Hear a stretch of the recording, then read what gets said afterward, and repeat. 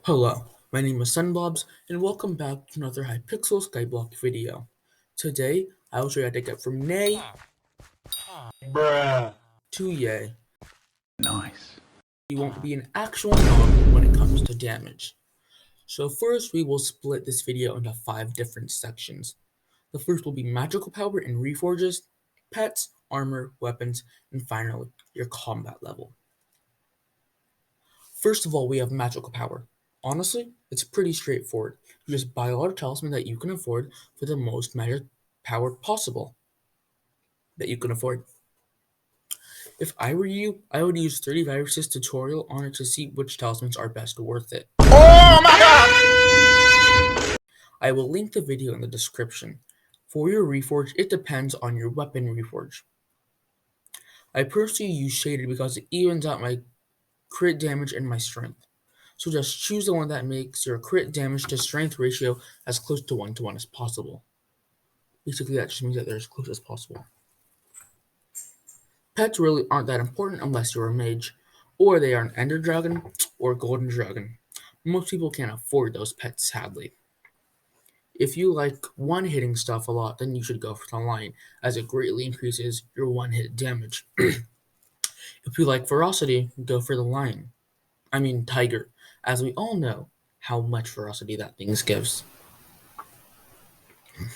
I don't know what you'd use a griffin for other than Diana.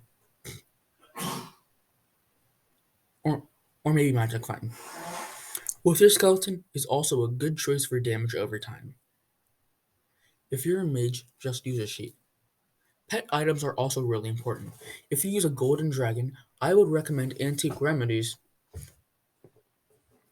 Totally not because I have a whole stash of it, but because it buffs the strength of the dragon, which is already like 2 metric tons. Other than that, most people just slap a dwarf turtle shell on it. But can you really blame them?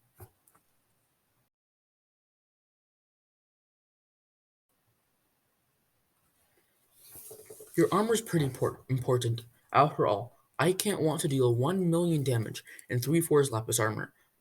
Most people don't need to hypermax their armor for a damage increase, well, unless, of course, you're a fraction. Just go with the usual Growth 5, Prot 5, Hot Potato Books, and Ancient Reforge. As for the armor itself, either use Shadow Assassin, Necron, Crimson for decent damage.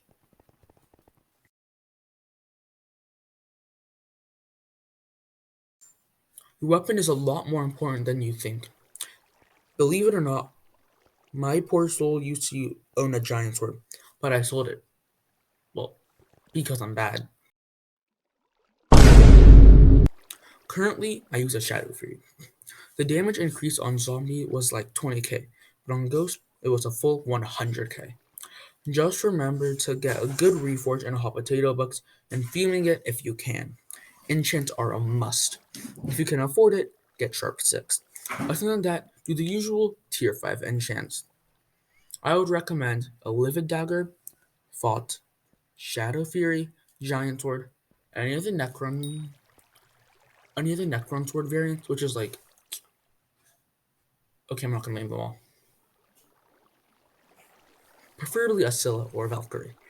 And if you are that endgame, then a Dark Claymore. For ultimate enchants, Soul Eater 5 is probably best.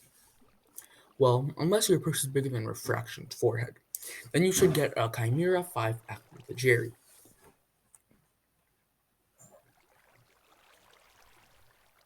Your combat level is really important and probably the most straightforward thing here.